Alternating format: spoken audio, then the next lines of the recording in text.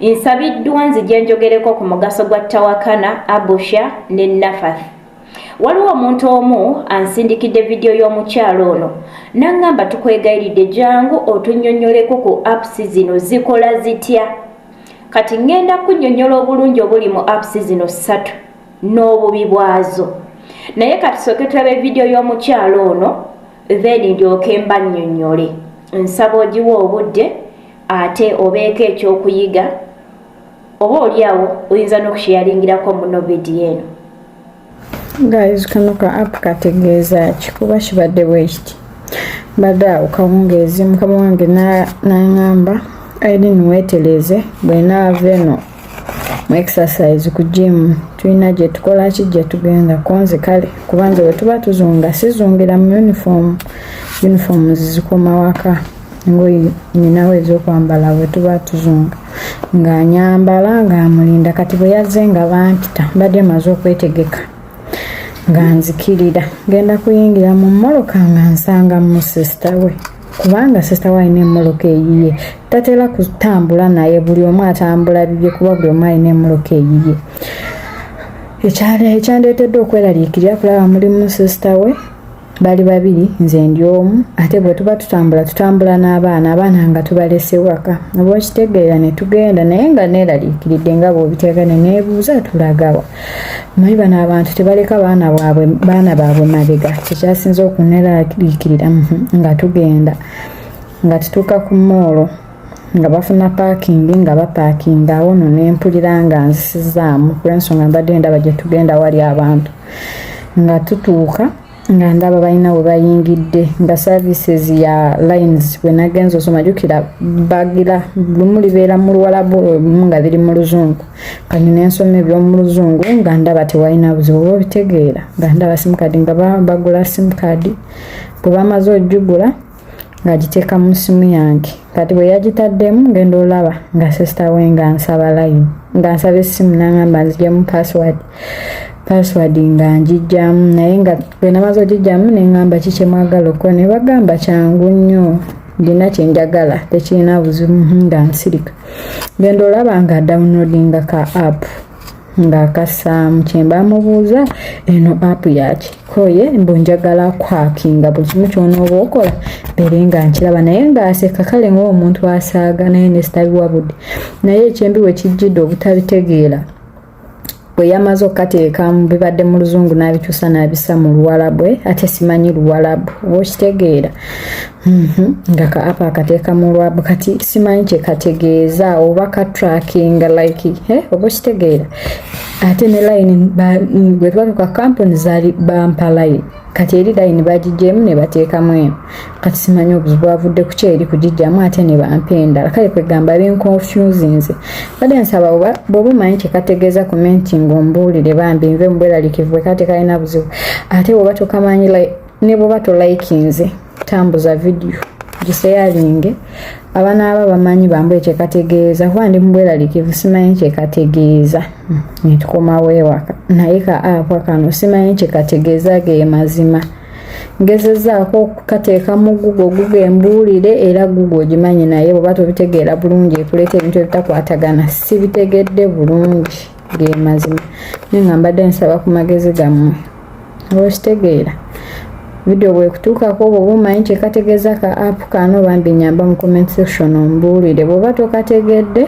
tambuza video ne wanga tolikinze ekikulu njagala kumanya ka app kano kategeeza ekikuba bayinza okuntrakinga nga muwulidde ali mu kutya ku lwa app eyitibwa Nafath nga yebuuza enkozesa yaayo oba bagikozesa batya. Tugenda kugenda mpola mpola tube nga tunnyonnyoka bulungi.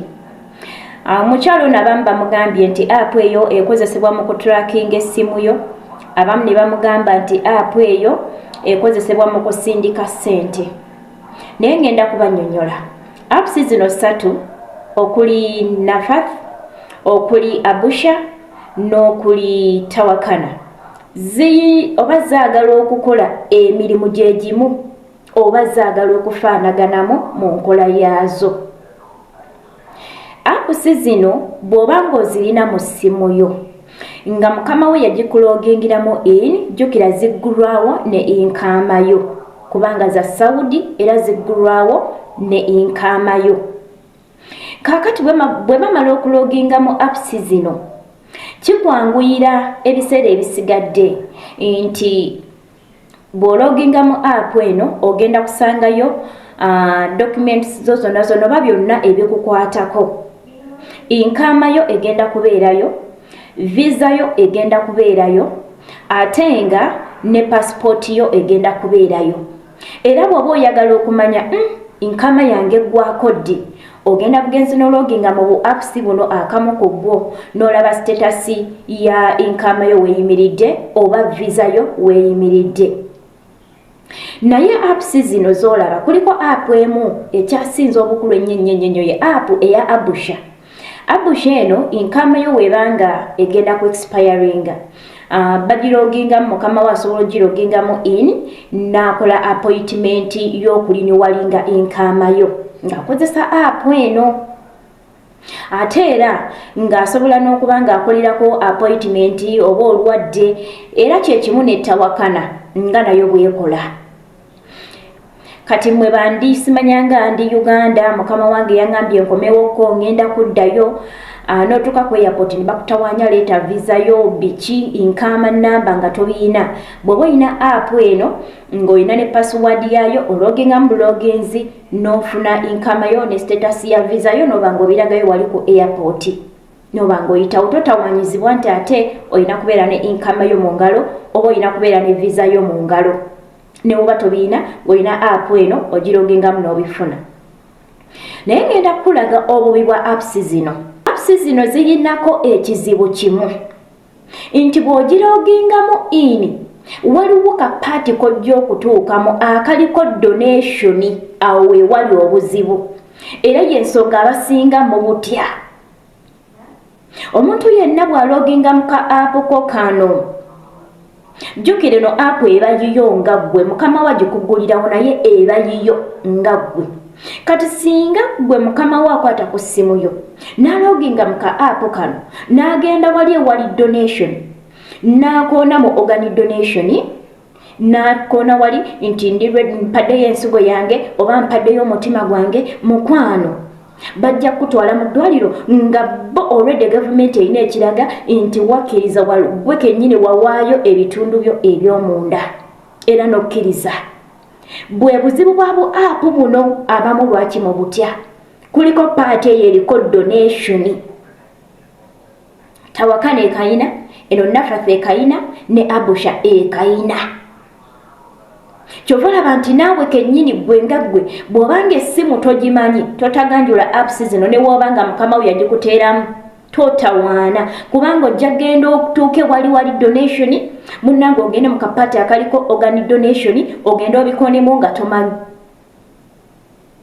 olage nti owaddeyo ensigo zo ozidonetinze oba omutima gwo. So oba tomanyi bya ssimu tokoona mu apps zino zireke tozitaganjula. Kati ate gwe amanyi eby'essimu kijja kuyamba nti ne bw'oba ofunye okweraliikirira mukama wange kiki dduka emisinde mu apps zo zino ozirogingemu in ogende ng'okebera otuuke wali donation okakase bulungi. Tewaliiwo kye nalaga nti nkiwaddeyo kubanga mukama we asobola okugiyingiramu n'abiteekamu. Bw'olaba kugamba tugende mu ddwaliro ABCD gw'otuuka eri nga abasawo balina ekiraga kyonna nti wadonatinga ebintu byo. Kubanga basuubira omuntu nga ye gwe nannyini ssimu yo nga gwe nannyini ssimu tewali muntu asobola kukozesa ssimu yo atali gwe. Kumba ate nga mukama we asobola ogikozesa. Oba mukama we asobola okukwata ka app kano n'akateeka ku ssimu eyiye naye mu kukaggulawo n'akaggulawo ne information yo n'akaggulawo ne inkama namba yo kitegeeza app eyo eba yiyo kiraga gwagiroginzeemu in. So apps zino nnungi nti kangeze mutambudde inkama togirina ate yeetaagisa oba passport yo oba kebera visa ologinga buloginzi in mu bu apps buno n'obanga omanya oba ofunako information gye weetaaga nebanga ekuyamba. Naye ate eriko kapaati ako akaliko donation. so kati oba kalina mu ssimu ng'obitegera ogira n'okeberayo olabe buli kimu kiri okay. Then bo apps buno bulungi nti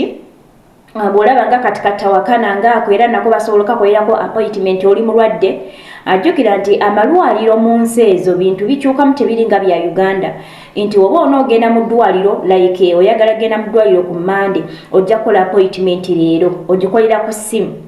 naye era togenda gikolera ku calls waliwo ezo app z'ologingamu n'okola appointment ku lunaku lw'oyagala ogenda mu ddwaliro kati buyamba mu ngeri bw'etyo neyo absher ne Nafath biyambako mu ezo documents ezo nti neeri gavumenti eba ekuyina mu sisitimu bijanguyira wano inkama yange eweddeko era galaba nga inkama yo egenda kuggwako bakusindikira message ku ka app ako kennyini okukulaga nti inkama yo egenda kuggwako olunaku bwe luti oba inkama yo yaweddeko bw'obanga bu app obwo bulina era wobubikulamu bwoti bakulaga message ezibazazze ofuna message okuva mu Ministry of Labour, Ministry of Internal Affairs bikiwe bityo babukozesa ne bu app ebwo mu passport sebe we bityo kwegamba bu app bwa Saudi government bulungi naye buliko ekibi kyekyo epaati ewalika donation so kati oba kalina mu ssimu kalungi n'atebeera nga weegendereza tonyiganyiga oba wofunamuko okwekengera ng'essimu ogitegeera bulungi gwe kennyini genda mu apps bwo obukebere tolinayo wadonatingira bintu byo oba waliwo omuntu akwata ku ssimu ono adonatingayo ebintu byo bwofunamu okweraliikirira so kyekyo bamikwano then ababadde bamugamba nti bukozesebwa mu kusindika ssente kiringanga kangeze nti ogenda kugulawo STC Pay nga bulaba tulina Airtel Money oba MTN Money kati oba ogenda okugulawo STC Pay omala okudownloadinga ka app ako nokassa mu ssimu yo aka STC Pay nokalogingamu in kati waliwo paati etuuka ne bakugamba nti loginga mu absher account yo kubanga jjukira eri absher eriyo information yo yonna ekukwatako kuba bu app bwa government kati gwanoma okugira wanene bagamba nti bagamba loginge mu ka either Nafath oba ologinge mu ka absher kobo obubiri ologingako mukamu kati bwomala okukalogingamu in then nga baactivating eno STC Pay oba mobile money ndowooza oba bityo menge ginali nkozesa STC Pay kati yenyangwira so byebyo nga oba ogenda okugulawo mobile money kati ne obo mu Saudi oba ogenda okugulawo nga okozesa simu yo bw'omala okulogingamu n'otekamu ebyo ebisooka bagamba ate waliwo gye bagamba nti genda ologingemu mu ka absher ko kati omala okalogingamu then nga no baactivatinga STC Pay so kati bwetyo ezo apps bwe ziyamba nungi nnyo ti information yosobola okugira buli saa visa yange eri ku kikati inkama yange eggwako ddi byonna bosobola bitegeera naye paati eriko embi eri gye mbagambye eya donation so ndowooza tukitegedde bulungi enkozesa yaabo ekirungi kyabo ate n'ekibi ekiri ku bu app obwo ate nammwe ababadde baze mu inbox yange nga mumbuuza ndowooza vidiyo eno egenda kubakola bulungi nnyo nkusaba vidiyo osobola okugisharingirako omuntu yenna naye vidiyo eno okusinga ekolera bali mu Saudi kuba bu apps buno bwenjogerako bwa Saudi so sharingako munno yenna ali mu Saudi abenga ate munange amanya bino musule bulungi musibe bulungi mweraba